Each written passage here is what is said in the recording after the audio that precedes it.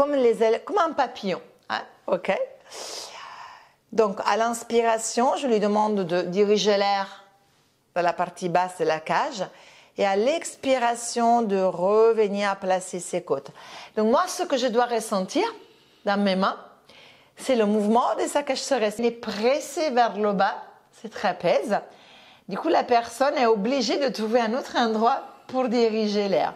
La bande élastique, c'est bon, extraordinaire. On peut la mettre vraiment au niveau de cette zone, au niveau de la cage thoracique, pour qu'à l'inspiration, il y a cette sorte de résistance, d'écartement. En fait, on expire trop rapidement, on n'a pas le temps de les contracter.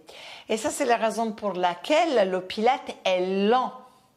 Non pas parce que c'est facile ou c'est de la gym douce, mais parce qu'on doit avoir le temps de conscientiser et de engager ces trois muscles de manière séquentielle. Vous l'activez comment? En remontant, par exemple, les organes vers le nombril. Ou en resserrant vos orifices, devant et derrière. OK. Et l'image que vous pouvez donner, c'est l'image, par exemple, d'une fermeture éclair. OK. Donc, l'idée, c'est remonter ces fermetures éclairs. Voilà. Depuis le coccyx, hop, le zip, jusqu'au nombril. J'expire. Je vais verrouiller le centre et décoller. Ça, c'est le premier palier. J'inspire. Je vais étirer. C'est ici où je mobilise la colonne vers l'arrière. Expire, je reviens. Respecte la courbe naturelle, donc la lordose naturelle. Et puis la deuxième qui s'appelle position imprimée. C'est une légère et incomplète rétroversion du bassin. Imaginez un triangle formé par les trois os. Donc épingle iliaque supérieure droite, gauche et os du pubis.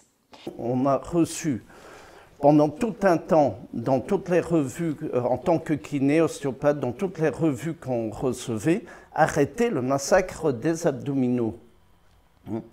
Et ça, parce que Marcel Gaufrier, qui est vraiment celui qui travaille le plus sur les muscles du plancher pelvien, qui donne aussi des formations, disait que le Pilates n'était pas bon.